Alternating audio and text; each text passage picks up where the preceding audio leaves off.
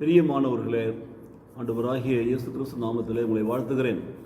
நீதிமொழிகள் புஸ்தகத்தில் 28ஆம் அதிகாரத்தில் 13ஆம் வசனம் இப்படியாக சொல்லுகிறது, தன் பாவங்களை மறைக்கிறவன் வாழ்வடைய மாட்டான், மாறாக அவைகளை அறிக்கை செய்து விட்டு விடுகிறவனோ இரக்கம் பெறுவான்.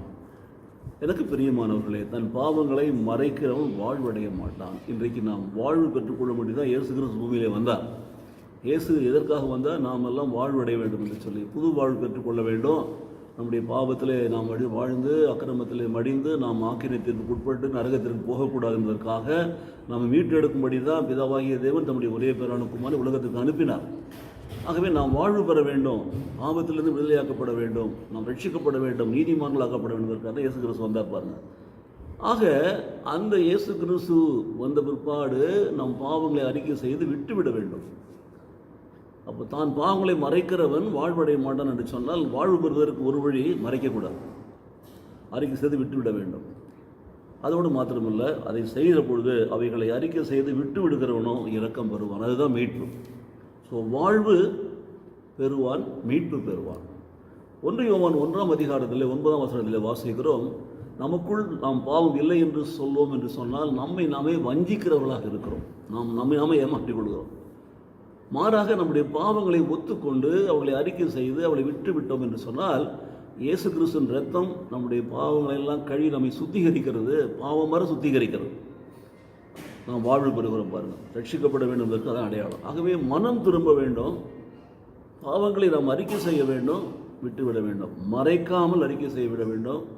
மாத்திரமில்லை, பாவம் இல்லை என்று சொல்லக்கூடாது. சில பேர் சொல்லுவான், நான் என்ன பாவம் செஞ்சு இதெல்லாம் பாவமா என்று சொல்லுவான். எது பாவம் என்பது தீர்மானம் பண்ணுறது வேத வார்த்தைகள் தான், தேவனுடைய வார்த்தை தான், தேவனுடைய வசனம்.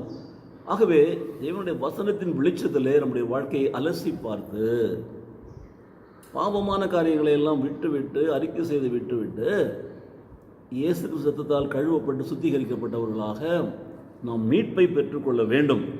அதுதான் சொல்கிறது, மனம் திரும்புங்கள், பரலோக ராஜ்யம் சமீபமாக இருக்குன்னு சொல்லி எல்லாரும் பிரசங்கம் பண்ணுறாங்க. யோவான் ஸ்நானகனை, அப்போஸ்தலர்கள், இயேசு கிறிஸ்து எல்லாம் பண்ணுறாங்க பாருங்கள். இந்த காலை வேளையில் உங்களுக்கு எனக்கும் தேவன் கொடுக்குற அழைப்பு அதுதான். உங்கள் பாவங்களை நீங்கள் மறைக்காமல் அறிக்கை செய்து விட்டு விடுங்கள், நீங்கள் மீட்பு பெறுவீர்கள். உங்களுக்குள் பாவம் இல்லை என்று சொல்லி உங்களை நீங்களே வஞ்சித்துக் கொள்ளாதீர்கள், மாறாக அவளை அறிக்கை செய்து நீங்கள் அறிக்கை செய்கிற பொழுது இயேசு கிறிஸ்து ரத்தம் உங்களை கழுவி சுத்திகரிக்கும்.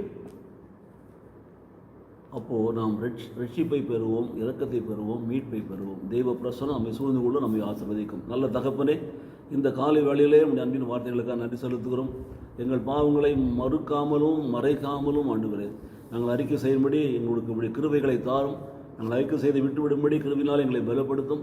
அப்பொழுது நாங்கள் மீட்பை பெற்றுக்கொண்டவர்களாய் புது வாழ்வை பெற்றுக்கொண்டவர்கள் பூமியிலே வாழும்படி கர்த்தர் எங்களை ஆசீர்வதிப்பீரார். இயேசு கிறிஸ்து நாமத்திலே பிதாவே, ஆமென், ஆமென்.